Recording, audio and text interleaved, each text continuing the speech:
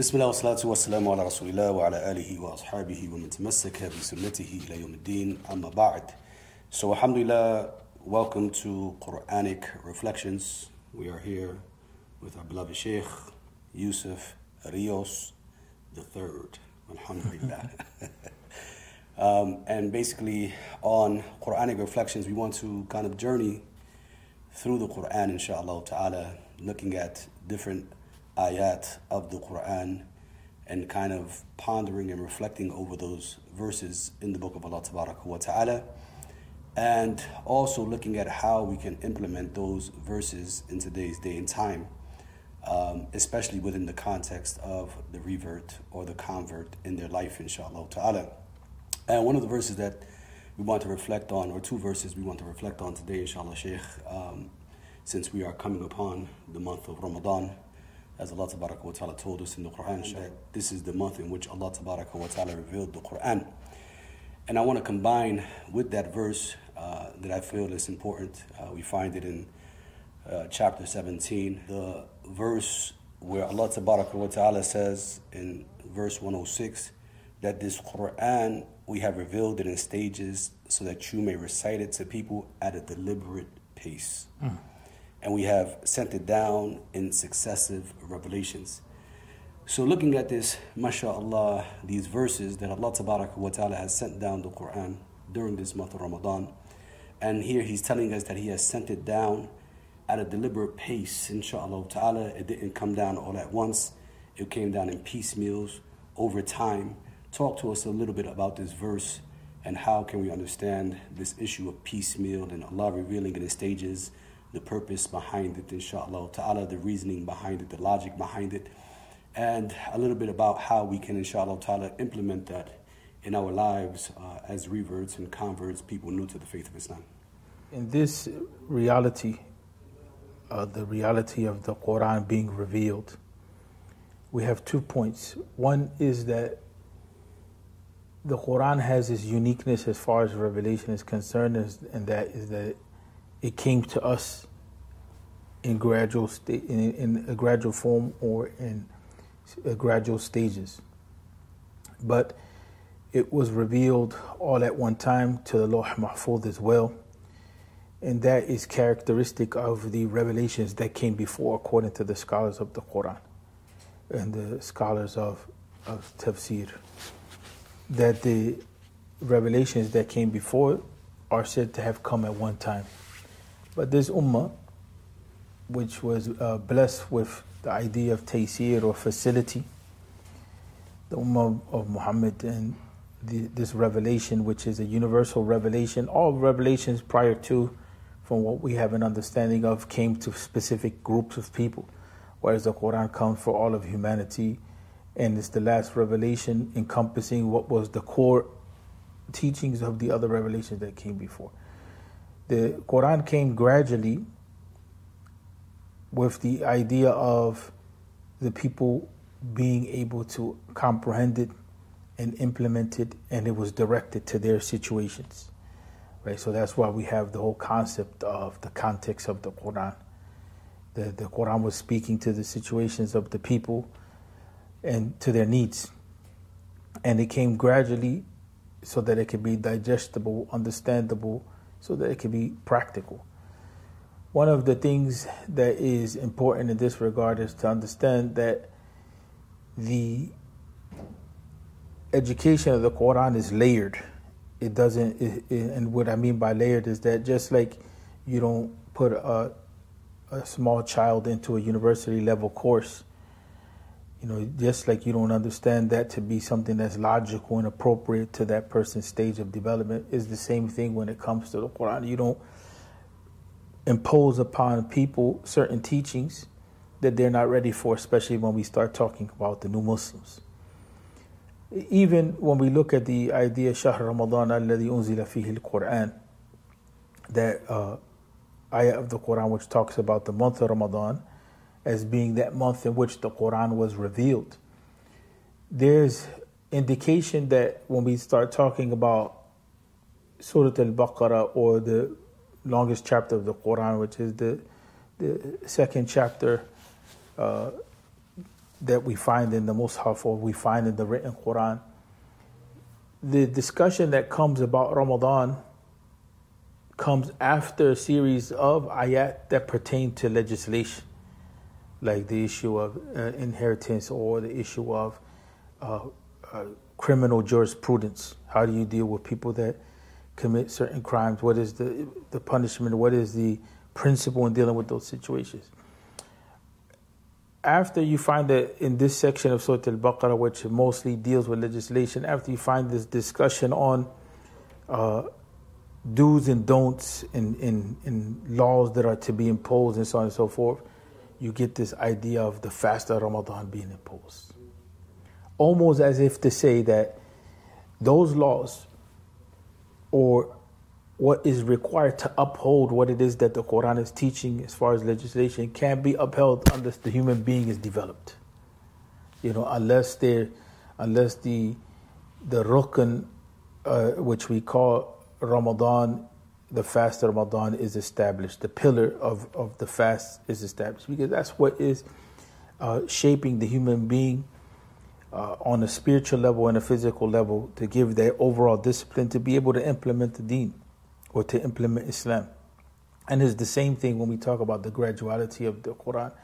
We find, just like we find that relationship between the fast of Ramadan and the rest of the legislation that comes before it to be interlinked, and we find that spiritual education has to be in place before really we can have a just society or society which is healthy. The same thing when it comes to implementing the rules in Islam.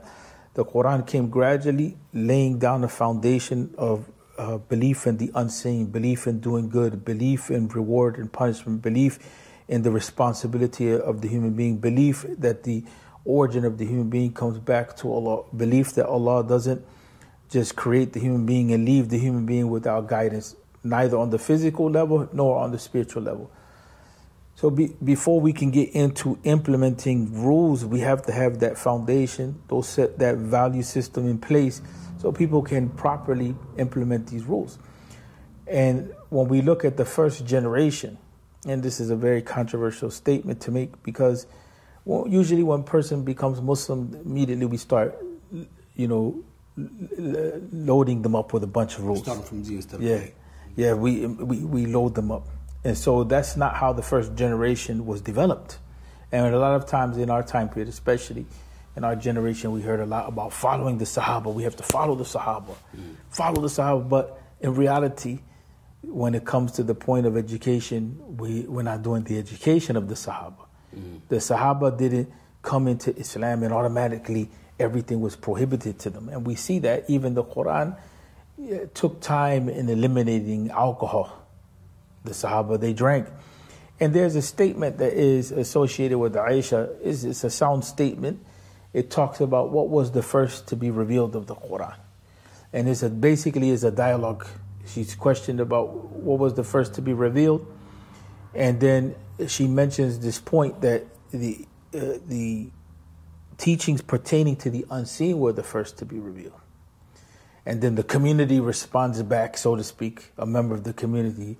Yeah, if the first thing to be revealed were to be, stopping the drinking of alcohol, we would have never stopped that. Or if the first to be revealed were stopping engaging in zina or adultery or fornication, we would have never stopped that, right? And we know that in that first community, these things were present. And today our equivalents would be addiction or, relationships that we consider illicit, or in other words, there were issues there on a moral level, on a spiritual level. But the Quran was effective at addressing the issues because of the graduality and because the teachings were in their place. The teachings were being addressed to the people's needs and situations. And it was coming at a pace where when one thing was addressed, another thing can be addressed, right? So how can we talk to a person about being responsible or a person to be just if a person doesn't have a sense of accountability? You know what I'm saying? But if a person has a sense of accountability beyond myself, it's not just that I'm going to do it for me, but also doing good for the sake of doing good because it's pleasing to Allah. That's a different level than I'm doing good because I'm getting personal benefit from it or I'm going to get into Jannah. You know, so the Quran placed these principles, put them in place, and that created a foundation in which it allowed for the Sahaba to change themselves. And then it allowed for them to be able to work together in this transformation process, because all the way up to Medina, the situation was chaotic. The Muslims, as they were becoming Muslim, were being plucked out of their families, and they were in situations where they couldn't really express their commitment to Islam. And then towards the end of their stay in Mecca, which was like about a decade or so, they were under just outright persecution. And so the community was very disorganized. The family structure was broken at this point because people were kicked out of their families. You know, the Muslims were in a situation where they were very timid and fearful of what was happening because their ability to provide for themselves was cut off. And not only that, they were being physically abused to the point where some of them, they mentioned openly to the Prophet they couldn't handle it, alayhi salatu wasalam. So he allowed them to go to Africa, to Habasha, to go into some space that they had enough security and freedom to be able to just be, right, and kind of heal from the madness of their time. With that said, though, before you go on, you know, it's a great point. So now when we look at that, right, then we're looking at, mashallah, the graduality of the Quran, and alhamdulillah, they're going through all of these scenarios that actually people still go through, right? Because sometimes we may believe that people accept Islam and then their life just becomes, mashallah, a miracle afterwards. Right. They just become these beautiful believers. They went from disbelief to belief, and mashallah, everything changes and everything is good. But the reality is that in many instances, that subhanallah, their family still oppresses them. They still may be affected in terms of their wealth, in terms of their livelihood, in terms of the relationships that they have built for years and decades now. Right. And all of a sudden, overnight, those relationships are affected. So how can this person who, mashallah, is learning about that the Quran came down gradually based on these different issues that were happening in their lives, right? And now, mashallah, providing guidance for them and providing light for them, you know, how can now this new Muslim or the new Shahada or someone who has accepted Islam for some time now, maybe just hasn't taken a deep dive into the Quran, how can they go into the Quran and find solutions for the things that they need in their life right now that they may be going through, that may be somewhat similar to what the companions Ridwanullahi alayhim went through? That's not an easy question. I mean, that's not an easy question because we don't want to presume that someone can just do it on their own, right? And that's what the whole issue of, you know, the work that you're doing, you know, with the reverts, you know, that's why it's important to make sure. First of all, let me preface that by saying that not everyone can engage the work. It's a twofold process. The community has to be prepared. Individuals have to be prepared. The community has to be prepared to accept these people, right? And people have to be supported, funded, trained, you know, maintained in order to be able to do that work. The Prophet ﷺ used to assign people, you know, to take on certain tasks when it came to dealing with the community. We found the same thing with Umar. After the Prophet ﷺ transitioned to the next world, Umar used to assign people to teach people. It was not a free-for-all. And even in the early generation, not anybody just became Muslim. You know, they were handpicked earlier on, and a lot of people don't know that. So there was this quality control process in place. But simply put, the easiest way to deal with this complicated issue of how do I change my life is to look at the life of the Prophet Muhammad in a very general way. And then, like we mentioned, the Quran has to be studied in a systematic way, and I just don't see that happening. Even if we talk about the clear translation of the Quran, I just don't see that happening in any solid way outside of a group. It won't be fair to assume that can be done 100%. But if it is the case that a person is in that situation and they can't attach themselves to any program or be in a community setting where these programs and this community is effective at that work, then they have to start to do the work themselves. And that means that they have to understand some basics of just looking at the Quran. So say, for instance, if we were, and I mentioned this before in other forums, I'll mention it again, say if we were to use the idea of making the clear Quran translation essential, then the idea would be to begin from the end of the Quran, not from the beginning, to look at those chapters that are revealed in Mecca, those smaller chapters, and get those teachings down. The teachings of the unseen, teachings of who is Allah, teachings of the hereafter, and the idea of reward and punishment, to keep that in focus. And the controversial point is to say, don't focus so much on rules at that point. You know what I'm saying? Focus on that as a basis, and then, come into salah, come into dua. Dua meaning learning how to supplicate, because those two things are going to be your pillar. And then that which sustains you, and then go and then keep that relationship with the Quran going. The understanding of the chapter called the opening, or Al-Fatiha, that by itself gives a comprehensive meaning of the main teachings of the Quran. But in reality, without a teacher, I just don't see that, or a program that understands the converse situation. Not just any teacher, not just any program that understands the converse situation. I just don't see that path is so easy. So basically, recommendation number one is, if, mashallah, you become Muslim or you've been Muslim, is to basically find yourself a circle, mashallah, of knowledge, where, mashallah, you can kind of sit in, especially in terms of the Quran, so that, alhamdulillah, you have some guidance in being able to understand the Quran. Because also sometimes, I tell individuals, sometimes certain words in the Quran are not just translated over into English the way we may think. For instance, I always use the example of hikmah. Hikmah is not always wisdom. Sometimes it's referring to the sunnah of the Prophet ﷺ and the likes, inshallah ta'ala, but you're not going to know those things except that you may have to have studied and have some knowledge under your belt.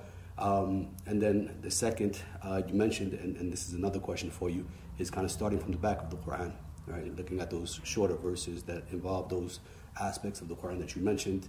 What if the person asks the question and says, well, why would we start from the back and not the front? Was this the order of the Quran? Wouldn't it be easier just to start from chapter 1 versus chapter 78, for instance? Well, because when we talk about Quranic literacy, the end of the Quran really was revealed first. But in the writing, the Quran in its writing has a certain order to it. And it has its own logic and its own reasoning why it was put in that order. But when the Quran was revealed, before it was written, in the form that we have it now, what we consider now to be the back of the Quran was the beginning of the revelation. So those were the foundational teachings and so on and so forth that shaped the educational curriculum of the first community. And what if the person then says, well, how did the Quran get compiled into that order? It seems like it's out of order. Well, I'm of the position, I follow the school of thought that says that the order of the Quran and what we call the Mus'haf, or the written text, is also part of revelation. And for the most part, we know when the Quran was revealed. For the most part, in general, there's some points of detail that may not be exact, but we know, like we can say, we may not be able to say this surah came before this surah always when it was revealed, but we can say these were from the earliest surahs to be revealed in Mecca, in the earliest period of Mecca. So we have at least that level of detail. When it comes to the Mus'haf, we have statements of the Prophet or the companions in which the Prophet is guiding where to put the chapters of the Quran at. And we have some knowledge that people like Ibn Abbas, they went through the beginning of the Quran to the end, and we have this understanding that the Prophet ﷺ reviewed the whole of the Quran with Jibreel. So even though some people may question the order, we have enough proof to say that even the order in the Mus'haf was something that was guided by the Prophet ﷺ. And so that has its own logic as to why it is the way that it is. And there's studies on that. But we should have some confidence, we should have confidence, in other words, that organization is coming from prophetic teaching, is coming from revelation, and it has its logic, and we should have confidence that there's a reason why the Quran was descended the way that it was descended or revealed that it was revealed. There's a wisdom behind it, and that wisdom is especially beneficial for us as converts to know, because it's more suitable for us to understand how it is that the Quran is speaking to the human condition, because of what we need to do in our lives as far as transform ourselves and develop and the general Muslim community, but especially us. Because what happens is when you go to the books, which are called traditional books, they're not speaking to that type of persona. They're speaking really to people that have generationally been Muslim for a long time in a society which has been Muslim for generations. So it doesn't make sense for us to deal with that type of knowledge and expect that it's going to speak to us. I'm not saying throw it out, but don't expect for it to speak to you directly. You know what I'm saying? It may with some time speak to you, but the Quran in the way that it was speaking to the companions is very... I'll give you an example. You have some people, some sisters, and specifically in the Latino community, they become Muslim, and immediately their families find out and they throw them in the street, and they're on their own, and they begin to suffer for their faith, or they decide to put on the hijab and they lose their job, for one reason or another. This was very popular, in our community. Well, if you go to basic books of tradition, you're not really going to find something that is going to comfort you in that situation. You may find spiritual comfort. It may talk to you about, the meaning of dua and so on. But that suffering that you're going through, you're going to find something more for relief in the stories of the companions and the suffering that they went through, and the stories of the prophets, and the way that the Quran is coming and reassuring the prophet in moments where things seem to be falling apart and it's not clear what's going to happen next. So we have to understand how to use Islamic knowledge. It's not that we say this is no good and this is good. No, it's just we just have to understand how to use Islamic knowledge. And in this case, the Quran is a direct benefit, especially in the case of dealing with new Muslims. In finality, in closing, Sheikh, since we started with the verse talking about piecemeal and Allah revealing the things in terms of one step, one pace at a time, inshallah ta'ala, what is your advice for our brothers and sisters? Again, they could be a new Muslim through the door yesterday, they could be a Muslim 5 years, but still maybe struggling because maybe they haven't paced themselves, maybe they've been given the Quran or a translation thereof, and it's like the book is complete, the laws are complete, I have all of this weight on my back. And most converts come in with a lot of energy, a lot of zeal, and they want to do as much as they can, and implement as much as they can. But then they find it sometimes too difficult, because now you're taking 23 years and you're trying to implement it in the first month of your life, and it took you 30 years to get to the point of life that you're in now, or 40 years, depending on the person's age, and now you want to take another 23 years and overnight you want to go ahead and add that to your life, and it becomes a weight sometimes that they can't bear, and sometimes it becomes difficult for them, and maybe they'll slip and they'll fall and they'll stumble and trip because of that, and then find or say to themselves, what's wrong with me? I just can't get it together. What is your advice in terms of them really pacing themselves out, inshallah ta'ala, so that they can have that transformation that we read about, that the companions had? May Allah be pleased with them. That transformation that even Muhammad ﷺ had to go through, because you spoke about the whole emotionality of prophethood, right? He went through a certain type of emotions, dealing with the rejection and dealing with the oppression and dealing with all of these things that he was facing, even especially in the first 13 years. So what is your advice to them in terms of pacing themselves out so that they don't wear themselves out? The same thing that we said, believing in the graduality process, really believing the truth that the Quran was revealed gradually, and imitating the Quranic methodology in that regard of going gradually, not what the Muslim community says, because the Muslim community will impose 1,000 things on people out of their love for Islam. They may think that a person has to change their name or their clothes, or a person has to learn Salah in this way or that way. And in reality, the Quran didn't come with that orientation. So we have to prefer the Quranic methodology over where the common general culture is at with the Muslims. And so pacing oneself with the Quran, especially, focusing on things like Surah Al-Fatiha.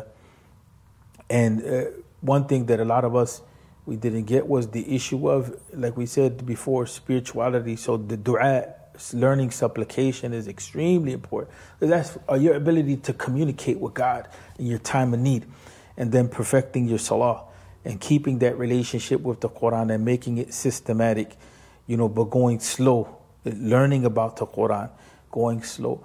And then when it comes to, the Sunnah, it's sufficient to stay with something like Riyadh al-Salihin or the 40 Hadith. Don't go too deep, because there's a lot of Hadith and they have to be reconciled with each other. And that's what the first generation did, and so they put things in their proper place. And so that's my advice, and to really go slow and to focus on one's relationship with God, not the formality so much, but the formality, it comes with time. But in the beginning, to focus on a qualitative understanding and relationship of what am I doing, as a Muslim, how is it that I relate to God? Because without that, then we'll get caught up in how long is my beard and, my clothes and this and that. And all of us have gone through those stages. And I'm not saying that they're bad in and of themselves, but we waste a lot of time. And it takes away from our ability to be functional. Mm-hmm. That's most of all, that's the thing that's scary, is that we lose functionality. And when we lose functionality, it takes away from our economic life. It may distress our families. It may stress us out, and we may just end up not practicing anymore. So in brief, that's kind of the orientation that I would put out there. Allah protect us from ever leaving Islam and not practicing. I mean. In finality, the last word is yours, Sheikh.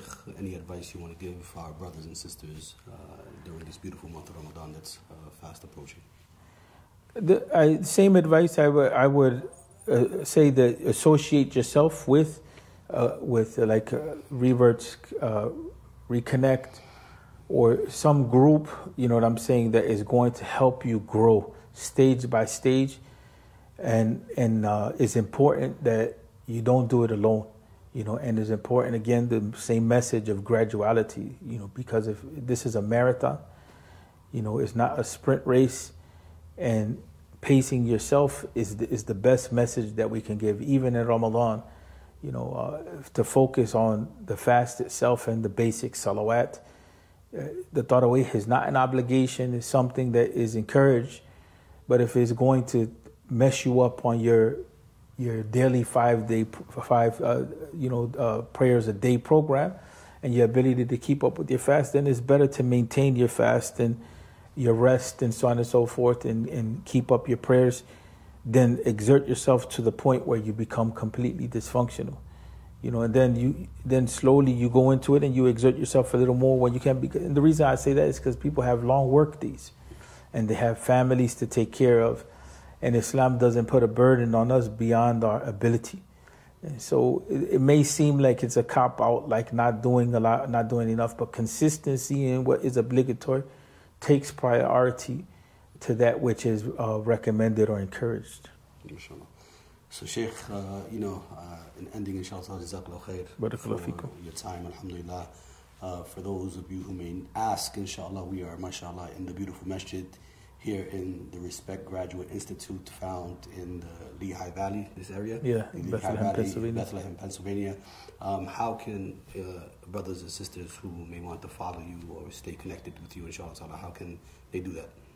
They can either reach out here at Respect, to call in directly to Respect, or to go to the Three Puerto Rican Imams Facebook page, or follow me, Yusuf Reels, on Instagram or on Facebook itself, and on YouTube. Inshallah, you heard it here on Quranic Reflections. May Allah Tabaraka wa Ta'ala allow us to all ponder and reflect upon the Quran, and may Allah Tabaraka wa Ta'ala allow the Quran to be that transformational source, that fountain that allows us to change our lives for the positive until we find Allah Tabaraka wa Ta'ala on that great day having mercy upon us and in love with us, and that we are in love with Allah Tabaraka wa Ta'ala, and that we show Him our gratefulness and our gratitude for revealing this amazing book that has changed our lives. With that, brothers and sisters, may Allah bless you all. May your Ramadan be fruitful. Wassalamu alaikum wa rahmatullahi wa barakatuh.